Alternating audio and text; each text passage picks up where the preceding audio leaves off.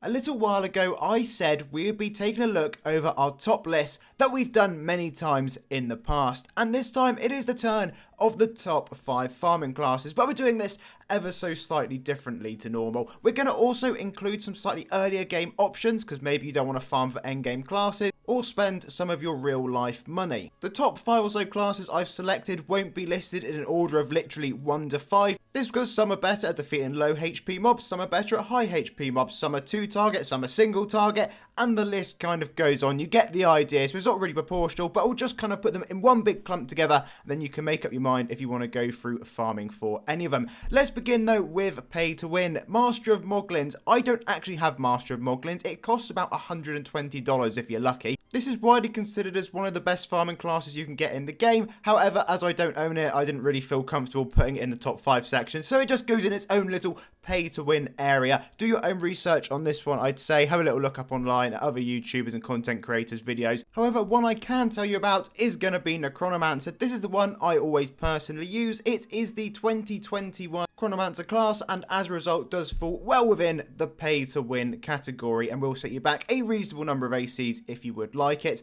I enjoy it though. It is a very low cooldown class, and as soon as you stick Forge in it, you get really high damage out of it. A lot of people are saying, you know, it's not as good anymore, it's not what it once was. I don't think the class has really changed. I just think other classes and forges have adapted around it. In my opinion though, it's as good as it always has been, and it suits me really well. So there you go. Also, as we go through this video, I will not be running optimum forge setups necessarily. This is more of a list rather than going through different builds, so just bear that in the back of your mind. Next up, let's talk non-endgame options. An absolute classic is going to have to be Blazebinder. Over at Fireforge, I still really like Blazebinder. This is the farming class I always used to use until we went into the end game, got Legion Revenant, and got my Necronomancer when I paid for it. So, you know, this really did carry me well. If you haven't ever got Blazebinder and you'd like a little grind towards something, then this could well be an option for you. But there are going to be some even easier ones that we're going to be coming across in just a moment. And let's talk about one of these. So it is going to be Vampire Lord. This is a seasonal class,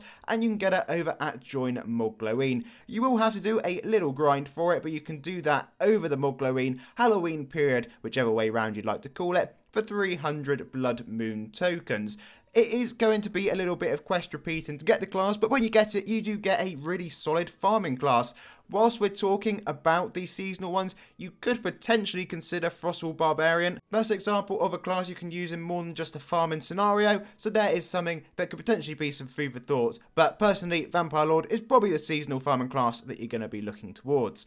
Next up, let's look at some rep classes. So join Ark Grove, and we have got Shaman. This is an absolute staple. It is fairly easy to get in the early game as long as you're okay farming the Ark Grove rep. That could be pretty repetitive, but as long as you have your boosts on, hopefully by the time you've played through the Ark Grove bit of the Chaos Lord saga, you'll have enough rep or be within the ballpark to try and get the last couple ranks on that particular reputation.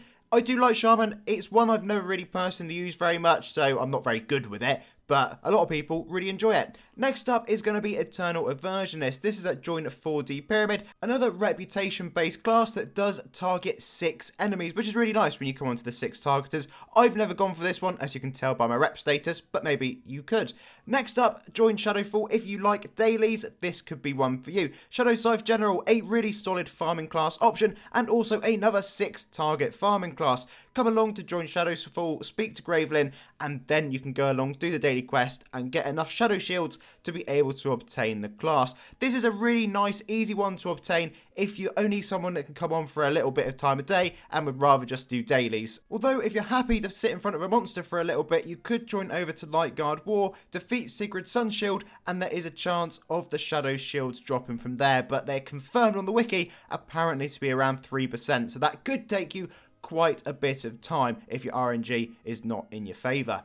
So, a few classes have recently been buffed, and specifically we're just going to talk about the Swordmaster ones. There's Legion, Swordmaster, Assassin, there's also Swordmaster, and other options as well. The Dark Casters are also being done just for info. But if you go to Underworld, you can pick Swordmaster up for 2,000 Legion tokens. So if you're a member of the Legion, this is another fairly decent class that you could go along and grab. It's got really good dodge. You can basically, if you've got the right forge setup, go infinite dodge on it, which is absolutely lovely and does mean you can go along, do some of the harder hitting farming monsters that you may need to defeat, and nice little mini nukes out of it too. The cooldowns are a little bit slower on Swordmaster, but you know, if you're there just to casually play along, it could be something you consider running. You will notice throughout this video I end up going to the same maps. I seem to have my favourites for showing you at the minute. Don't know why, just the way it goes. Archpaladin is next at Join Dark Throne Hub if you're someone that would like a bit more of a challenge and a bit more of a farm that's not quite endgame but is certainly towards the endgame, then this again is a really nice option. If you're not working towards it, you should definitely be going along picking up Archpaladin anyway. It's used in Ultras, it's a great support class, you can use it for soloing, it fills a lot of different niches,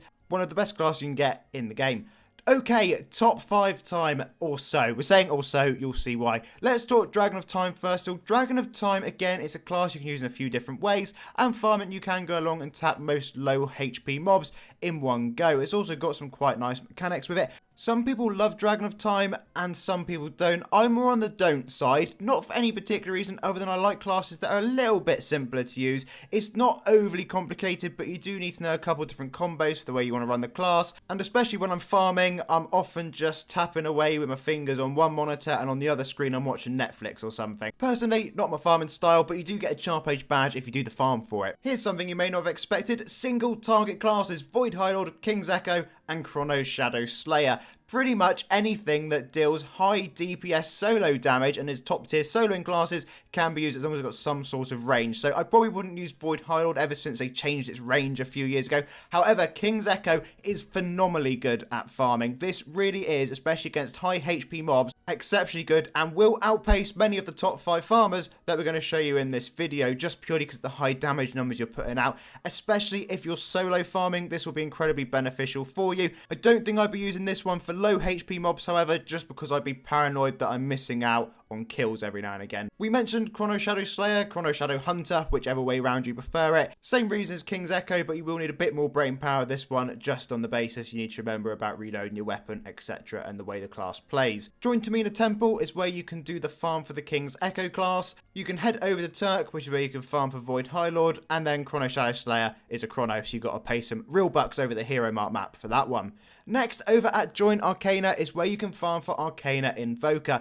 This is one at the moment that seems to be regarded greatly within the community for many, many things in game, including its solo and farming performance. This one is what I describe as Marmite. You either love it or you hate it. Please don't take the damage numbers you see on screen as gospel. Again, this is one of those classes I'm not very good with. It usually lives in my bank or my inventory. Just my own personal preference. It's got a lot of different mechanics, a lot of different things going on. For soloing, I can deal with that kind of thing. However, for farming, my mind is usually elsewhere. Just remember with this, if you do go for it, the grind for it is very end game. So it is one of the hardest farms to do in game. Sagas, length, or trying to shortcut of ultras, whichever way you go about it. Staple of the game, Legion Revenant. You can grab it over at Join Revenant. This is one of those classes very similar to Archpaladin. If you haven't got it, you need to make sure you're at least trying to farm towards it at some point in your adventure quest journey, because this class is a great farmer. It may not put out the same DPS as some of the classes we're going to show you, but it still does more than enough to warrant going along farming with this, and it is definitely within this top 5 section. It's an all-rounder class with the support and solo elements alongside it too. If you're someone who has watched my top 20 class video for this year, then you'll know Legion Revenant is one of the 2 classes that is in the Hall of Fame GOATed section. That's just how good this class has been over the years. Very much worth your time going along picking that one up. Now let's move on to our next topic, which is going to be Archmage over at the Joint Archmage map, conveniently. Again, a nasty little farm to go for and do, especially now we're a bit further down the line from when this first released. However, if you do go pick Archmage up, you've got a couple different modes that you can play the class in. To many people, this is the best farming class in game, and that is especially true if you do go about sticking Acheron on. Yes, this is an Acheron running class. How exciting is that? You don't get to hear that every day. I personally don't mind Archmage, it's never really been my go-to ever since getting it. Maybe it should be. I think I used to use it for farming once upon a moon, but I just ended up reverting back to Necronomancer. However, it's a really good option. You get yourself a badge if you farm for it, but it will take you a little bit of time and effort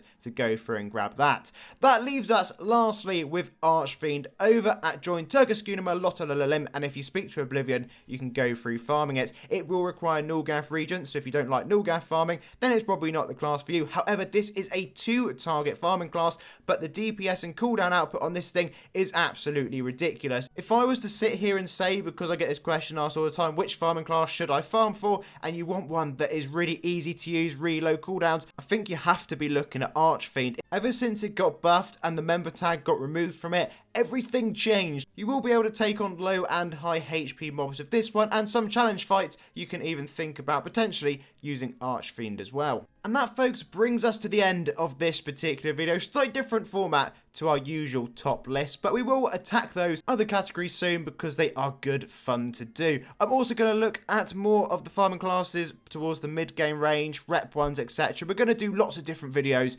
over this coming year, and we'll move on to them very soon in the future. Anyway, though, as always, thank you very much for watching. Please do leave the video a like and, of course, subscribe, and I'll see you all again for another one